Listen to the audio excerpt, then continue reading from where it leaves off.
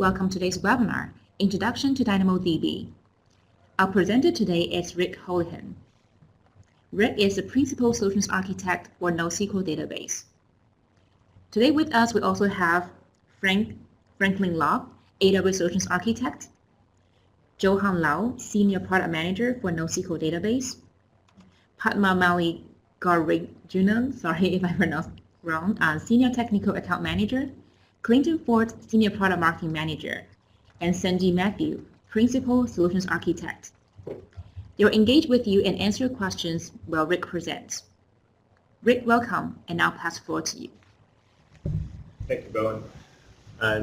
Welcome everybody. Thank you for taking your time out of your day to hear our webinar today. I'll be talking to you about DynamoDB, giving you an overall introduction to the technology. This is a 100 level seminar. So we'll go over mostly the basics, introduction. I'm not expecting the audience to have a high level of understanding of NoSQL or DynamoDB. So to that end, this is what you can expect from the session. We'll talk a little bit about the history of data processing and kind of set the stage, for NoSQL. Why are we looking at these technologies today? We'll talk a little bit about DynamoDB internals, tables, API, data types, indexes, scaling, and data modeling. We'll generally focus on those subjects. I have some content around design patterns and best practices. If we have time, we'll get into a few of those. And then we'll talk a little bit about event-driven application architectures and how you can leverage DynamoDB Streams for things like operational analytics and such. So the first thing I like to ask people when I walk into the room and give my presentations, usually when I'm talking to my customers, is, what is a database to you? And you get a lot of answers, but generally speaking, when I'm talking to the average developer, this is more or less what I hear. It's a place to put stuff. It's not a great answer, but it's typically that's the answer you get. And the reason why it's not a good answer is obviously the database is the foundation of the application, and it will dictate how the application will scale. So if you don't do a very good job down there, you're probably going to have a lot of pain as you roll the application out to production and scale your user population. So hopefully you'll take some of today's conversation away and not do that. But just to kind of set the stage there and understand why this is such a problem. Over the years, if we look at the timeline of database technology, I like to say that there's a series of high water marks in what I call data pressure. And these high water marks really represent technology triggers. And really what happens when this occurs is the ability of the existing systems to process the amount of data that they're being asked to process in a reasonable cost or in a reasonable time is being surpassed. And so we need something new. So if you look at the original database, the first one that ever came to be was the one between our ears, and it's a good database. It's highly available. When my eyes are open, the database is on. But the durability is kind of questionable, and the fault tolerance is about 0. It's a single user system. You can't share my brain. I can't share yours. So we kind of figured out we needed something else, and we needed to record data, and we started to write things down in ledgers. And so the system of ledger accounting ran business for millennia. Until the day came when the amount of data that was being collected exceeded the ability of a ledger accounting system to process. And that was around 1880 in the U.S. Census, when Herman Hollerith was tasked with processing the amount of data that had been collected, and it took him 8 of the 10-year intervals to get the data processed, and realized that this isn't going to work. So he invented the machine-readable punch card, and this was the birth of the era of modern data processing. So we saw a lot of rapid innovation on that front. We saw data drums, we saw data tape, serialized paper tape and magnetic tape, and eventually distributed file systems and distributed block storage. And the duplication of data caused another problem, and that was really the cost of storage in the enterprise data center. And we invented another technology to kind of deal with that, and that was the relational database. And this is really the foundation of the relational database, was the ability to store data in a way that was agnostic to every access pattern. It reduced the amount of storage required because it deduplicated the data by creating normalized schema, and we supported ad hoc queries. And it was actually a very nice platform that ran business for many years. Unfortunately, again, data pressure comes back into play, and the relational database is now struggling to try and keep up with some of the data loads that we have to process today. So we're looking at technologies kind of like NoSQL. That's what we're here to talk about today. So why is NoSQL interesting to us? Well, if you look at the state of data, data processing, and really this has been the case for the last 150 years, but just the volume since 2010, 90% of the stored data that we have today was generated in the last 2 years. And what this really means is 1 terabyte of data today is equal to 6.5 petabytes, or 1 terabyte of data in 2010 is equal to 6.5 petabytes of data today. 6,500 times more data. Now, I see this every day when we go out and talk to the customers. Me and my peers, we talk to many enterprise customers who in 2010 were talking to us about terabyte-sized databases and predicting growth to the 5, 10, maybe 20 terabytes over the next 3 to 5 years. And today, these same customers are now talking to us about these multi-petabyte databases and data stores that they have to manage and asking for solutions. So the explosion of data, especially with the growth of the Internet of Things and the amount of mechanical devices and machine-to-machine communication that's exponentially increasing as the cost of connectivity decreases, is really driving this data explosion that is powering the need for a NoSQL or a better solution.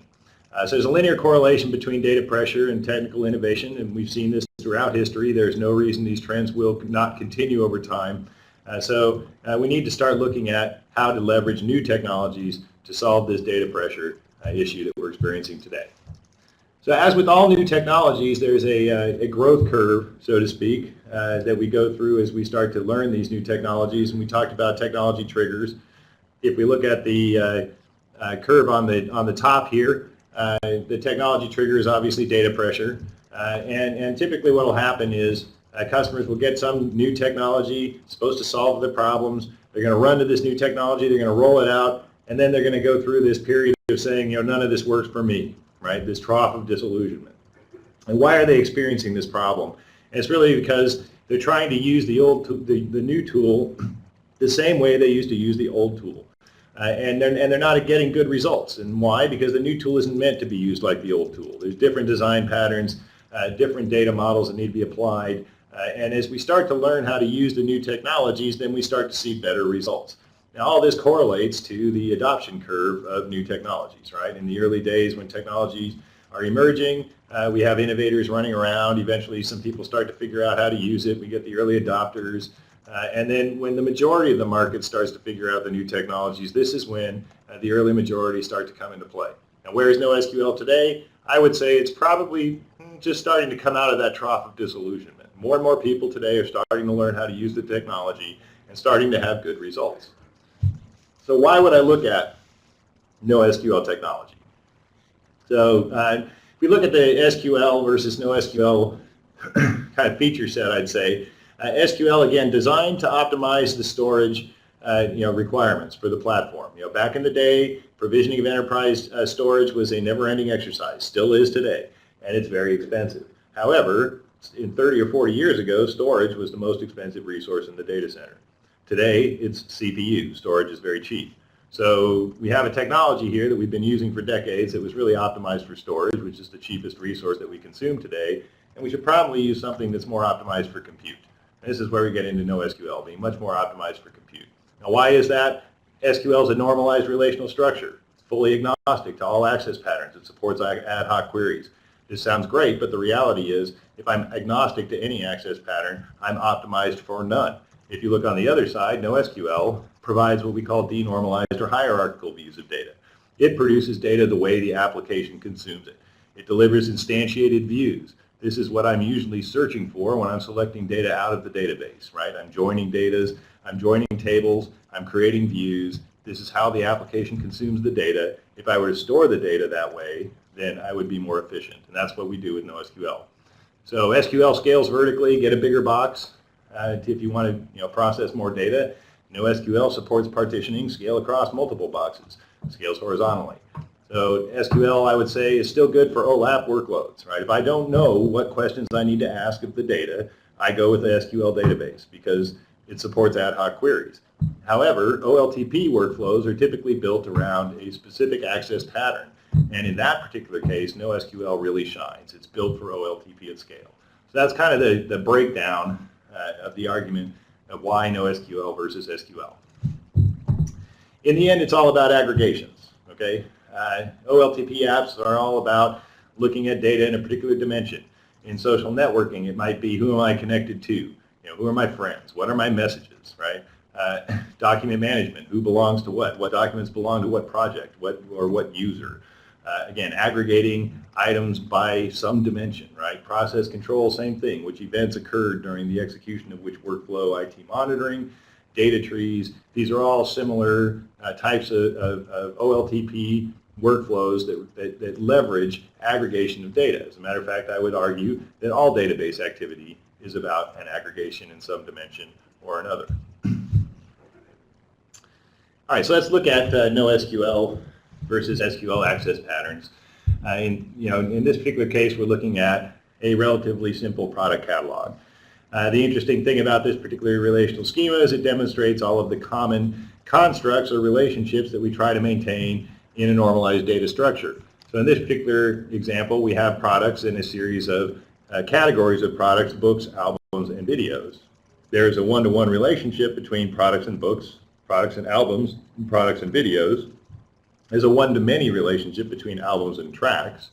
And there's a many-to-many relationship between videos and actors, right? We join through the actor video table because there can be many actors in a video, and there can be many videos that have the same actor. Again, so these are the types of things that are very common relational constructs that we maintain in a normalized data structure. And you can imagine the types of queries that I would need to run to pull out the entire product catalog, right? I would have to select all my books, then all my albums, and then all my videos, and I would have to join through from products to books, products to albums, through to tracks, and I would assemble views of data that I would serve back up to the application. If you can imagine for a second what the CPU of a system has to do to assemble those views, right? It's traveling all around the disk, it's selecting data from various tables, it's assembling these views, and it's serving them up to the application. On the flip side, if I were to update those items, now I have to execute multiple queries. Those multiple queries execute across multiple tables, and this is the primary driver for ACID transactions in a relational database. Most applications only require ACID because they need to update data that exists in multiple locations because they're updating an application layer object which was built using complex queries. So on the flip side, if we look at NoSQL, the idea here is that we want to present pre-aggregated views, right? Documents or item structures that maintain these product hierarchies in a single table, and when I select my products from that table, it's simply one table select. So the example on the right here shows multiple aggregations or items, which would all be stored on the same table, and I would say just select from this table, and it would return all of my relevant items. If I were to update any of these items, I would update a single document or a single item on the table, and that update would be fully atomic without the need for an ACID transaction. This is one of the reasons why NoSQL databases don't support ACID, because we built these hierarchies into the items with which we were working. We're storing the application data the exact way that it uses it. All right. So what is Amazon DynamoDB? It is a fully managed NoSQL database. And that is a very nice service that we provide for our customers. As a matter of fact, most of the customers that I work with are customers who are coming from another NoSQL platform. And the reason they're coming from that platform is because the operational overhead that's required to maintain a NoSQL database at scale is very significant. Some of our customers might have 50 to 100 nodes or even more. We have customers that have 500, even 1,000 nodes deployed of MongoDB or Cassandra. And the amount of investment that they have to make in personnel resources to maintain those systems is tremendous, right? Some of these customers have 724 NOCs, and with 50 to 100 nodes might require 5 to 7 full-time Cassandra admins to be able to manage that cluster. So the idea of being able to leverage a fully managed service that provides and maintains all the operational overhead of your NoSQL cluster is fairly attractive. And so this is what DynamoDB provides. DynamoDB is a document or key value store.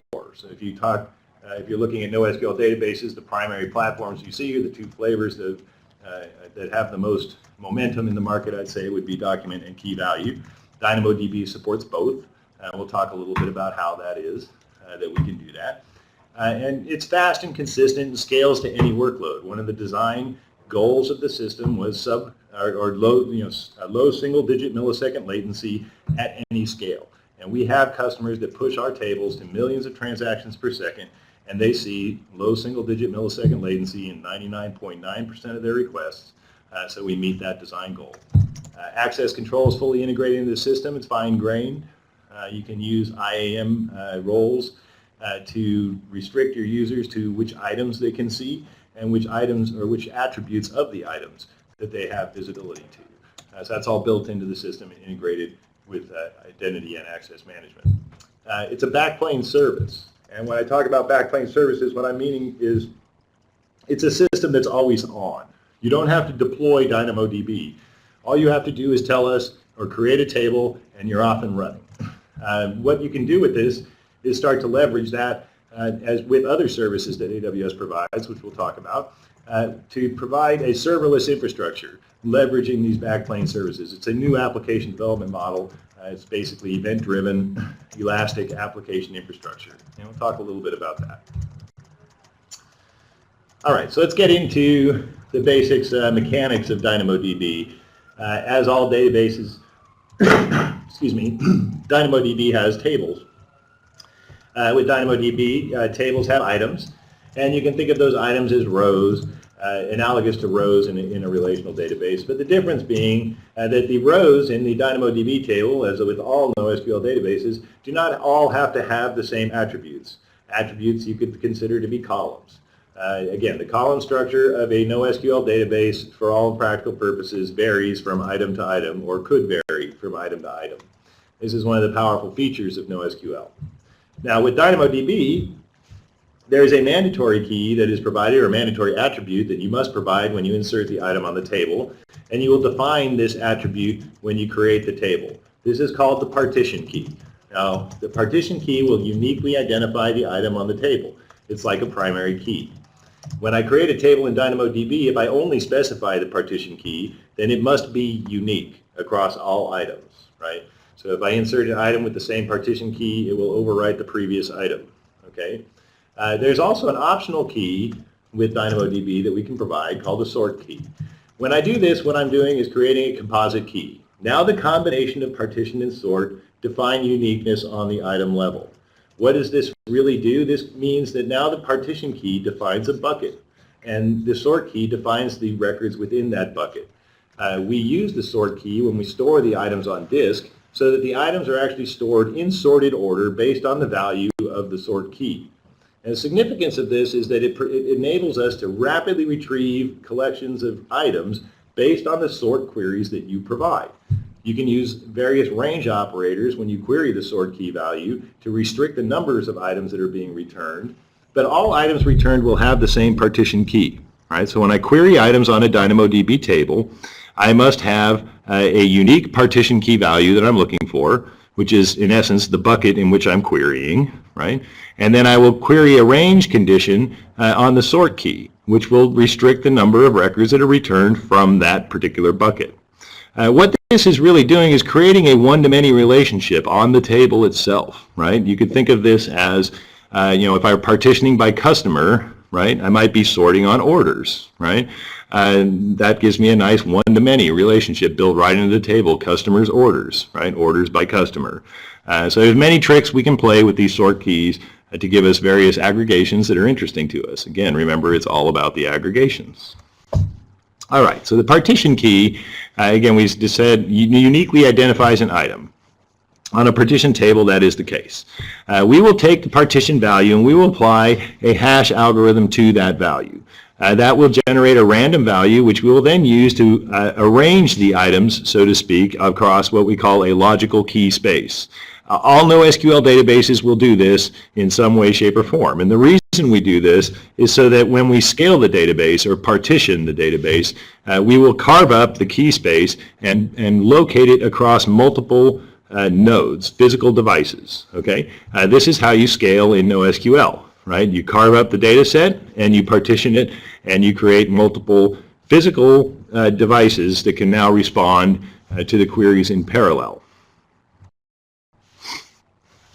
As we talked about now, if we have a partition sort key, we are using these two items together to uniquely identify the item. And within that unordered hash index, the data is arranged by the sort key, right? So if I have, orders by date, then I will see, a list of items that are ordered on the disk by date. And when I select out of that bucket, the order of the items that is returned will be in the date order in which they were entered.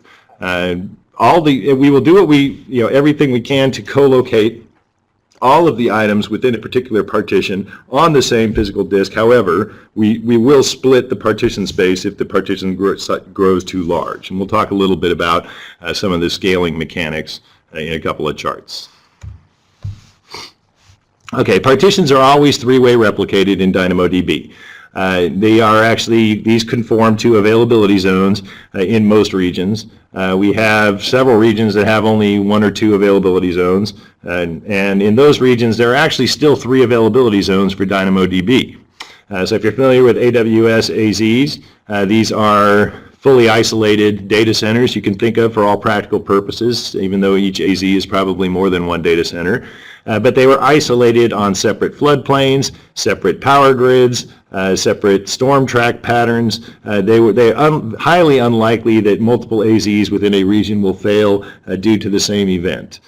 So this is something that we try to maintain with the AWS infrastructure. We also maintain dark fiber between these AZs with sub 1 millisecond latency between the facilities, which supports real-time synchronous replication of data. And we leverage that in DynamoDB. So when you write to a DynamoDB table, we will issue the write to 2 nodes. We will acknowledge the write, when 2 nodes reply. Okay? On the read side, we will read from any 2 nodes, and we will give you the most current copy of the data. Okay? So you're guaranteed read after write consistency with DynamoDB by default. Now, if you choose, you can enable eventually consistent reads. In that case, I will just read from 1 node, and you'll get whatever data it had. If it's the most current data, that's what it is. In that particular case, you're only paying half the price, right? So that is a very, very nice way to save money in DynamoDB and essentially increase your read capacity, because each time I execute the read, I will consume half the read capacity. So if your workflow can support it, use it, and that's a great way to save some money, is use those eventually consistent reads. By default, the driver will read consistently. So you need to turn that on if you want to leverage it. All right, let's talk a little bit about indexes. So there's 2 types of indexes in DynamoDB. We have a local secondary index, and we have the global secondary index. The first one we'll talk about is the local. Local is stored on the same partition as the primary table. It uses the same partition key. It uses a different sort key. Okay, so basically it's a way to reorder items on a secondary attribute. Local secondary indexes are consistent with the primary table, meaning when I update the table, you will not get acknowledged. That update will not be acknowledged until all the local secondary indexes associated with the table have also written that data. Okay? They are limited to a 10 gigabyte max partition size, and the reason why is because it is difficult to synchronize or keep things consistent when I'm splitting across multiple partitions. And because in a LSI I'm actually sorting the items on a different order, if we grow the partition beyond 10 gigabytes, we will split the partition. And that means that some items may be on 2 different partitions, even though they have the same partition key. In that particular case, we can't maintain consistency, so we've chosen to make an arbitrary limit of 10 gigabytes on the LSI to ensure that they will always be located on the same partition. This is one of the restrictions on LSIs, so it's important to note that if I'm trying to store more than 10 gigabytes worth of items with the same partition key value, that LSIs are not something that's going to be an option for me. You can project any number of attributes from the item into the index, like many databases, right? You can sort on a particular value and execute range queries on that sort key, and then we can append other attributes onto that index so that the index will cover the query that I'm executing, and I don't have to go back to the parent table to look up additional attributes. So use this capability of indexes when you need to execute selective queries. Global secondary indexes you can think of these things as secondary tables, right? They define a completely different aggregation. So when the example I like to use here is a manufacturer, right? Manufacturers track parts. Parts get assigned into assemblies. Parts need to be reported on by rev, by manufacturer, by ship date, by lot number. All of these are different aggregations, right? Think of those aggregations as your partitioning dimension, right? So if I want to look up parts by lot number, then I would partition on lot number, and I would then sort on part ID. And that would give me all the parts for a particular lot, right? So on and so forth. With GSIs, I can create these alternate aggregations. You can define the alternate partition sort keys. The index applies across all partition keys, right? So think if I was on my primary table, I was aggregating parts by assembly. And then on my GSI, I wanted parts by manufacturer. Then every assembly that had any parts for that manufacturer, those parts would show up in the new aggregation on the new table. Again, we're talking about aggregations. It's all about aggregations. The things to remember about GSIs are RCUs and WCUs are provisioned separately for GSIs. The LSI will consume RCUs and WCUs from the primary table. So when you define the table and the LSIs on the table, you need to take into account all the capacity that will be consumed by both the LSI and the table. When you're defining a GSI, you need to specify the additional capacity that you would expect would be consumed by the GSI. GSIs have no size limit. They are also eventually consistent. And this is how that works, right? So client makes the update to the table. Request comes in. It will be acknowledged back to the client when 2 nodes of the 3 have acknowledged the write. On the background, we will asynchronously update those GSI tables or GSI indexes that you have specified for that table. That eventually consistent replication typically takes a couple of milliseconds. We're not talking about seconds or minutes here. There is a very small window of time in which those GSIs are not consistent with the table. Important to note that if GSIs do not have enough write capacity, even though they are asynchronously updated, they will throttle the parent table. So let's talk a little bit about when to use LSIs or GSIs. Well, LSIs can be modeled as a GSI. GSIs are more flexible. They can be defined at any time. LSIs can only be defined when the table is created. So I would say you get, if the data size in the item collection is greater than 10 gigabytes, you're limited to GSIs. And if eventual consistency is okay, use the GSI because you get a lot more flexibility. I can update the capacity, I can change the configuration of the GSI, I could drop it and add new GSIs. They're much easier to work with than the LSI. All right, let's talk about scaling. Scaling in DynamoDB occurs on 2 dimensions, throughput and size. For throughput, you can provision any amount of capacity for a table. And size is you can add any number of items to the table. The max item size limit is 400 kilobytes. The LSIs limit the number of range keys in a given partition to 10 gigabytes. But other than that, there are no limitations to how much data, how many items you can store on a DynamoDB table. And scaling is achieved through partitioning, as we discussed, slicing up that logical key space. So throughput is provisioned at the table level. Write capacity units are measured in 1 kilobytes per second.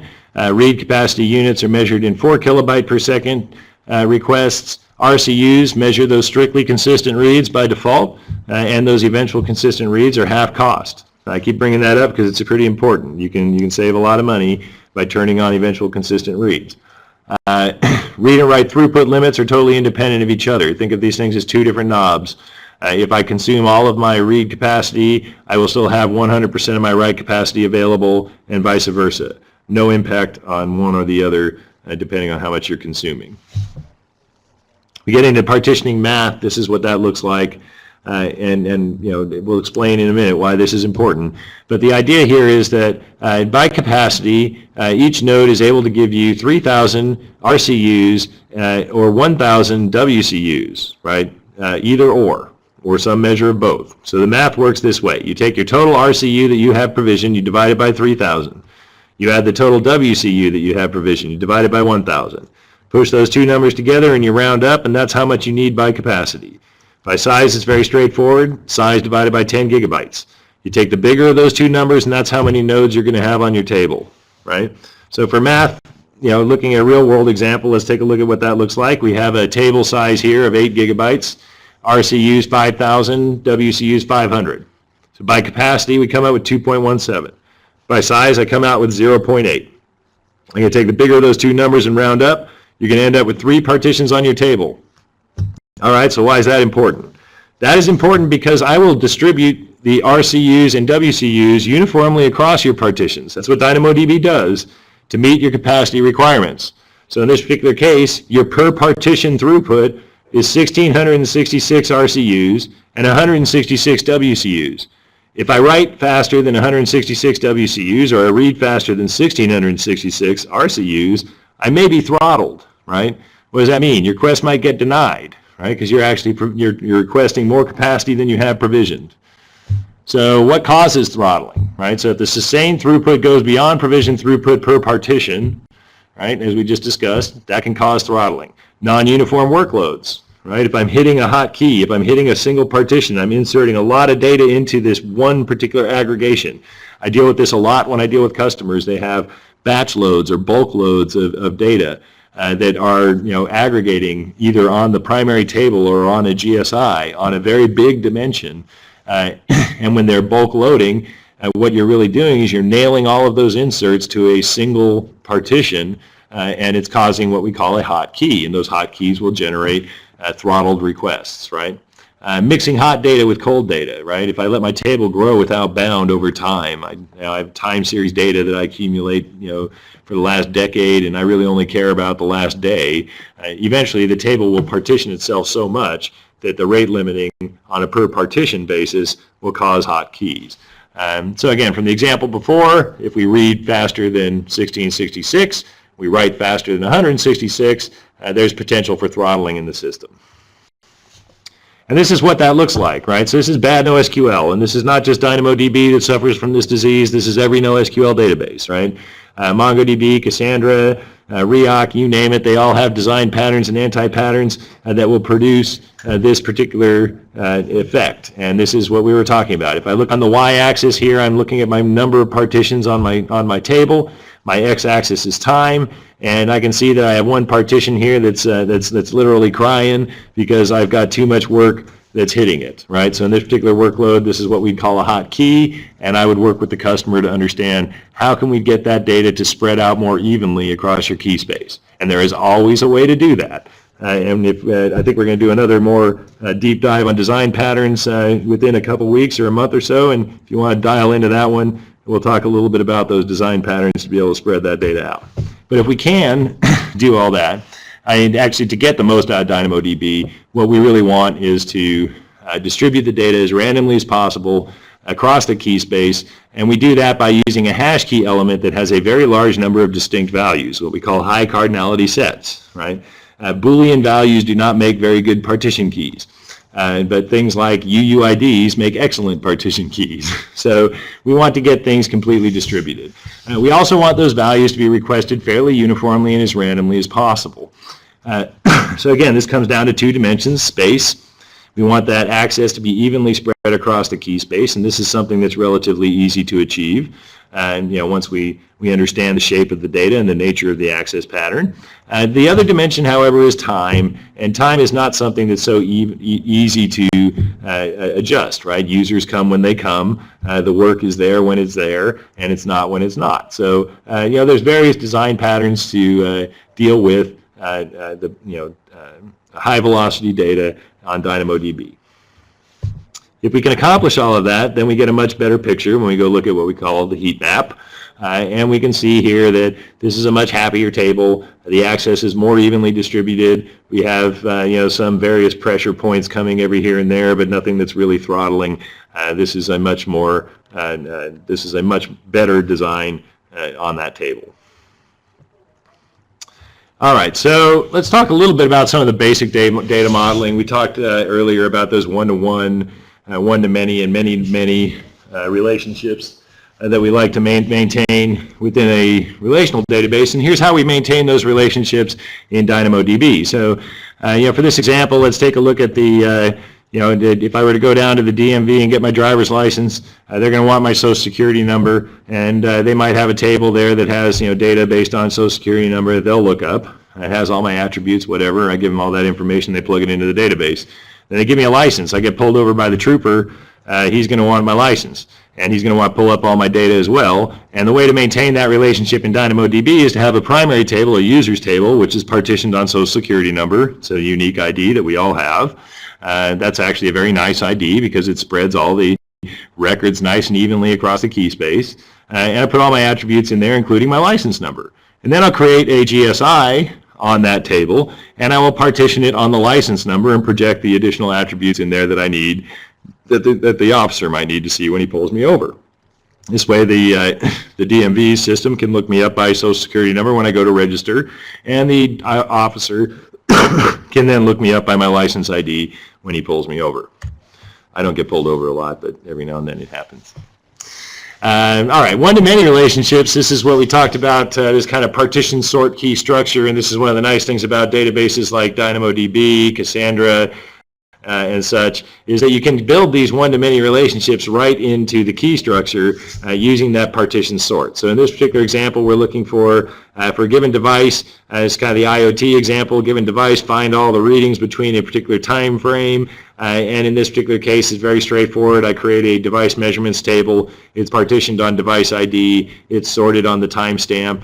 I can then query each individual device and get to his monitoring records within a particular time range. I could create an index on a device type, and I could say all of the devices of this type, let me get all of their records within a particular time range. And there's a variety of ways you can manipulate this data, but maintaining that primary one-to-many relationship right on the table, that's usually the way, is the way to make that happen in DynamoDB.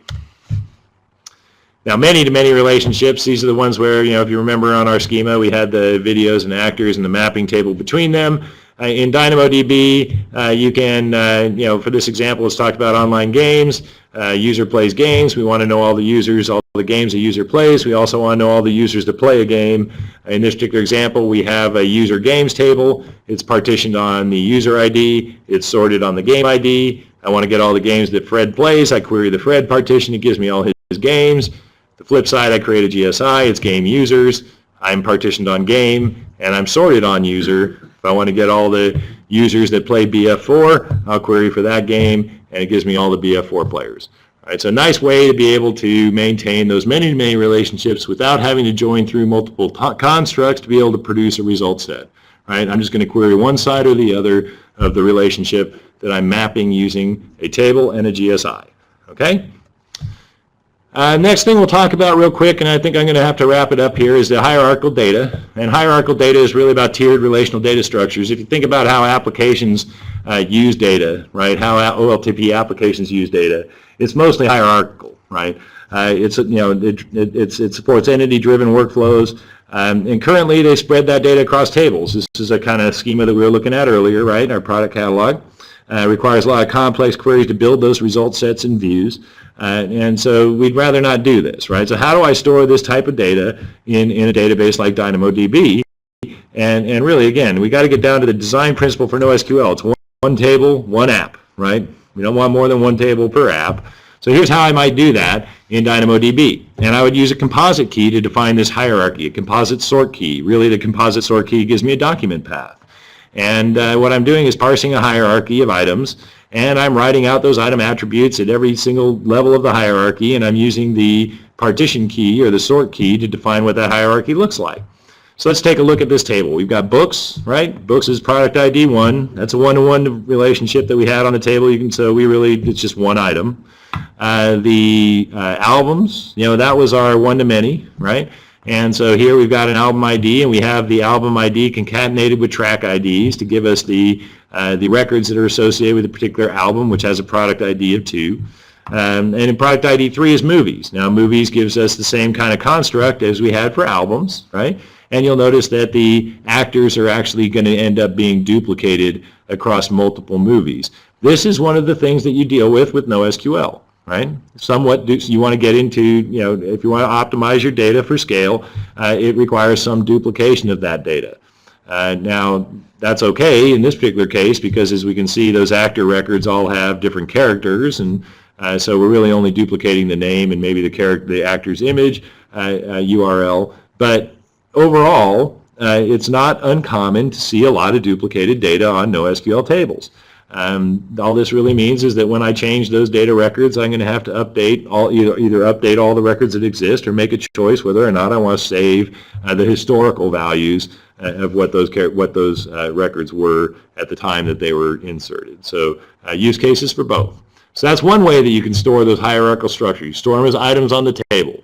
Nice thing about this is you can build highly selective queries, right? Using the composite key, that path.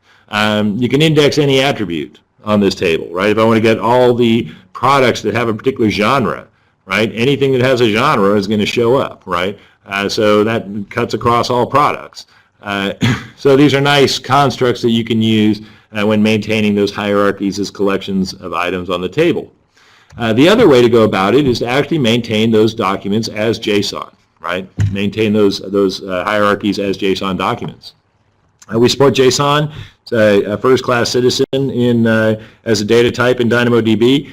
You can insert JSON objects as attributes of items. You can project the properties of those JSON objects into your filter expressions and queries. And you can use those as as basically maps. Java, in Java or other programming languages, the map construct lists are supported. Indexing of JSON attributes, however, is something that's a little more tricky. It's not supported out of the box in DynamoDB, and it requires streams and Lambda to be able to implement. Basically what you do is you watch the DynamoDB stream, which is the change log or the op log for the updates and writes to the table, and you would pick those items up and you would maintain secondary indexes using additional tables, and you could do that with Lambda. Nice thing about this, two nice things, fully atomic updates, right? If I maintain the hierarchy as a collection of items, I get atomic updates within the item, but not across a collection of items. In this particular example, I get atomic updates on the attribute of the item. So this is nice. I can do an atomic update of JSON's hierarchy.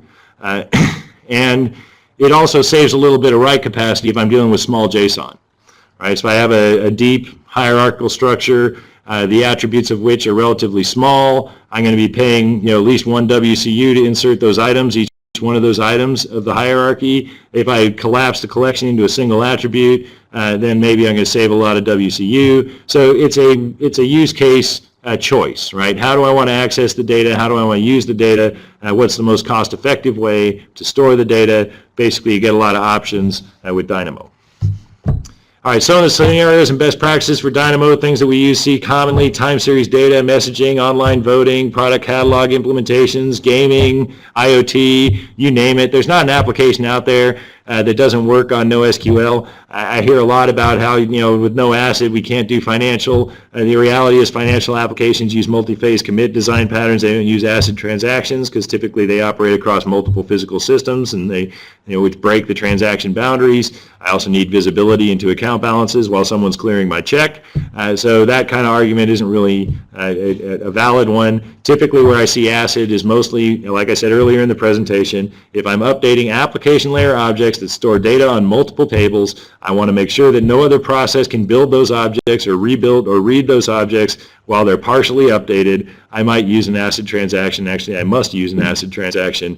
However, again, as you've seen today in this conversation, some of the, most of the time we try to lay the data out on the DynamoDB or NoSQL table in such a way that an atomic update is really all we need to update the application layer object.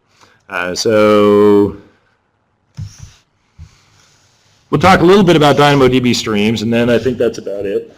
I just got a few more minutes here. So DynamoDB Streams is what we call the change log of DynamoDB, right? So every write, every update, every insert to that table is going to end up showing up on the stream. It's asynchronous, so I don't have to actually push it to the stream before I'll acknowledge the client. We'll go ahead and acknowledge the client. It'll then show up on the stream. It's guaranteed to appear exactly once and only once. It's strictly ordered on a per item basis. What does this mean? It means that it's an idempotent change log. If I have an export of the table and I replay a stream against it all the way to the end, it's going to be a guaranteed consistent state with what's on the existing table.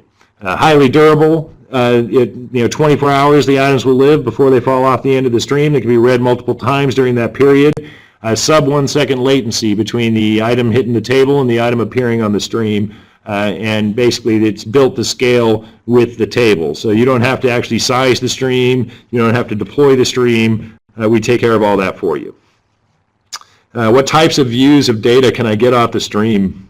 Well, depending on the workflow, you might want to know the old data, right? What was it before the update? You might want to know the new data, right? What is it now? You might want to see both, right? So, depending on what your workflow is. And you might only want to know what items have changed, right? Maybe you don't really care what the items, values are. You just want to know that it was touched. So these are the types of views that you can pull off the stream when you configure it. The way this kind of works is fairly straightforward. We have the client application hits the table. The stream, the DynamoDB stream for the table is actually an application in and of itself. It's deployed in an auto-scaling group behind the table. As you ramp the number of insert traffic or update traffic to the table, the shards on the stream will auto-scale themselves to meet the demand for the load. On the read side, we give you a tool called the Amazon Kinesis Client Library, which is actually built, there's a version of that library built for DynamoDB Streams, and that also provides the ability to scale workers behind the scenes. So as the number of shards increase, the KCL-enabled application that's reading from the stream can auto-scale its own self to accommodate the processing load. So it's kind of a tiered system. We manage the input, the generation of the stream, the scale of the stream, and then your reader application is up to you, right? How do you want to read the stream? Some of the things we do with streams: cross-region replication, right?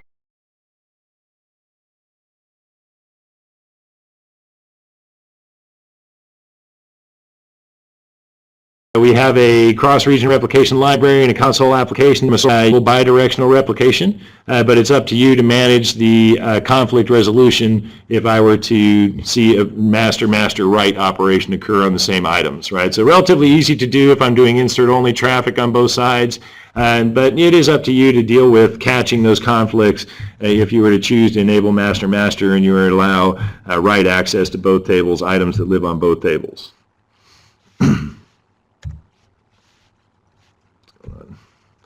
The other way you can read the stream is Lambda, right? Lambda is a nice way to be able to do things like create derivative tables, data rotations, right? If I want to flatten a JSON structure and create a searchable index, lots of use cases for Lambda. Lambda, this example isn't all that interesting. Basically, it just pulls the event off the table or the stream off the event off the stream, and it will push out all the values of that item to the log. But you get the idea here. It's code, right? Code can do anything. You can change the data structure, rotate it out to a S3, for backup. I have a lot of times what we'll do is people who delete items off of the table, they'll catch it on the stream and they'll actually archive those deleted records out to S3.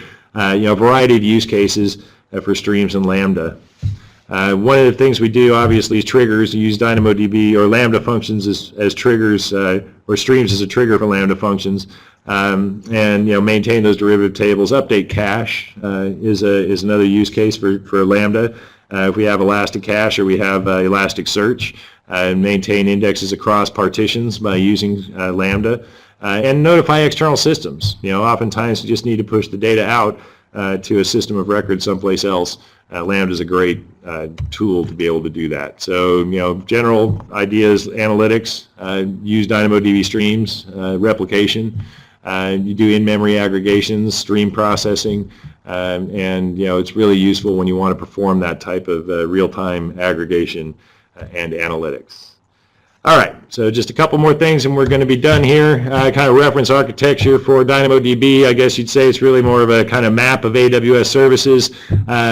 What I like to point out on this chart is that really the number of backbone services or backplane services that we offer, things that are serverless, they don't require you to stand up infrastructure to leverage. It really is creating a new paradigm for application development that drives, things like this, what we call elastic, event-driven applications. When we talk about infrastructure as code, This is an example of an application that we built internally here. Early last year, our PMO office was tasked with a project to deliver a anytime feedback survey application for our EMEA essays so that their customers could rate their experience with the engagements that they were having with our SA team. And we have a variety of tooling that we use internally for surveys and collection of form data, whatnot. However, it didn't meet the requirements of a customer-facing deployment, right? They didn't deal with personally identifiable information and a variety of the things, the conditions that we might hit if we were dealing with customers and collecting customer data.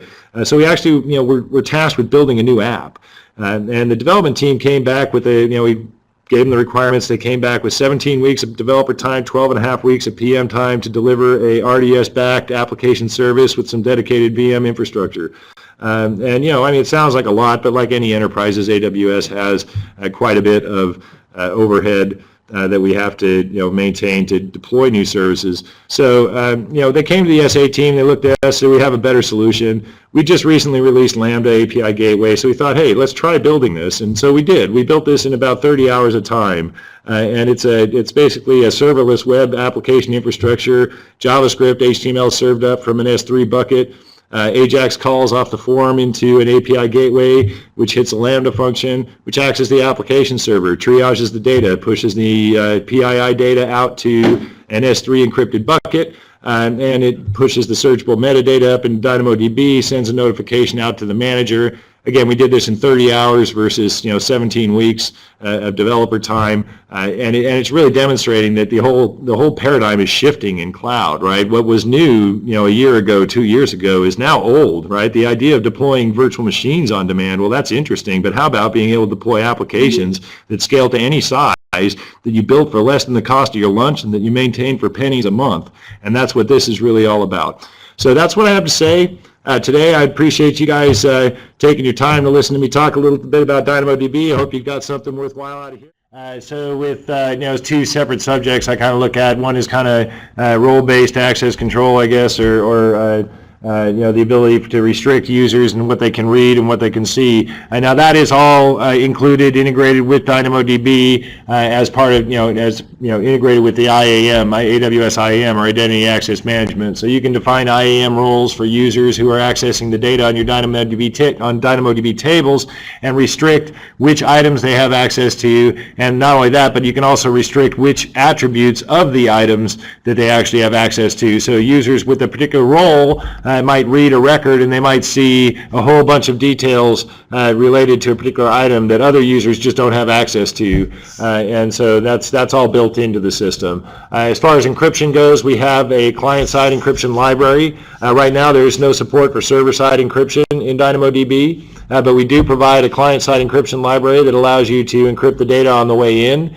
That's fully integrated with the AWS KMS solution as well. So if you want to be able to do use the key management service to rotate your keys and store your keys securely, that is all available with DynamoDB. All right, the next question, data migration from SQL or MongoDB. Okay, I deal a lot with this, as a matter of fact, and really what it comes down to, it's understanding the access patterns and the indexing requirements, right? So I'll start with MongoDB, for example. What I like to work with customers is understanding, what is the current document structure that they have? Does that make sense to store as a hierarchy on the table as items, or to translate that document structure just directly into DynamoDB? And then I look at the indexes that they have created, and I try to understand the queries that they're running against those indexes. Now, indexing in MongoDB works a little differently than Dynamo. As you could say, the indexes in Mongo kind of cut across all partitions.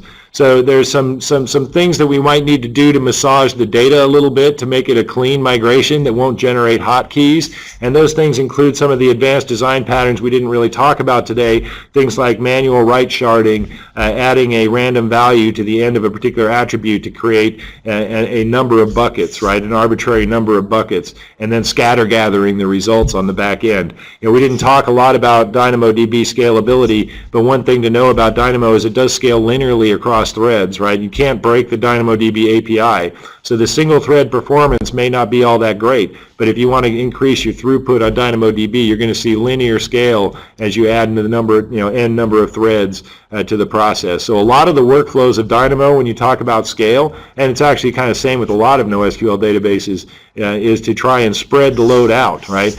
Create multiple aggregations that I'm then, that I'm polling instead of just one. And so this is kind of the approach if I were to look at how to migrate from MongoDB. Now SQL is another interesting game, because with the SQL database I've theoretically normalized the data, right? It's going to be spread out across tables, and how do I kind of build the structures that I need in a non-relational store? It's actually easier than you might think. If you look at a relational schema, it almost always seems to kind of have a top level, right? There's some tables, there's one or two tables in the whole schema that everything seems to be related to. It's kind of that data, it's kind of that tree structure. If you look at that, that's really those tables, those are the entities that your workflows are driven around, right? And it's always, when I'm building the application layer objects, it's always joins off of those tables that I'm trying to build views to support the application layer objects, right? So that's the natural construct that you kind of go through. Let's collapse those tables, those one-to-many relationships and those one-to-one relationships that are built off of those entity tables, and define item structures and document structures that we could then push into the NoSQL database. So that's a very similar process to migrate from SQL to Cassandra to Dynamo to Mongo. It's try to identify exactly what are the entities in this schema that I'm interested in, and how do I build those hierarchies and create those structures to support the NoSQL style of access pattern. What is the storage differential between a NoSQL or a DynamoDB and an SQL database? Now, again, realize that SQL databases were designed to optimize the footprint on disk, right? They were designed to deduplicate the data and minimize storage requirements. NoSQL databases, they kind of ignore the storage issue, and they try to optimize for CPU, right? CPU is much more expensive than storage. So yes, there is a significantly larger amount of storage space required to use any NoSQL database. One of the biggest reasons for that is that the attributes of the items or the documents, they vary across the individual items, and so I actually have to store the names of those columns, of those fields or attributes in the document or the item itself, versus an SQL database, it just needs to store values on a grid, right, where every row has the same values.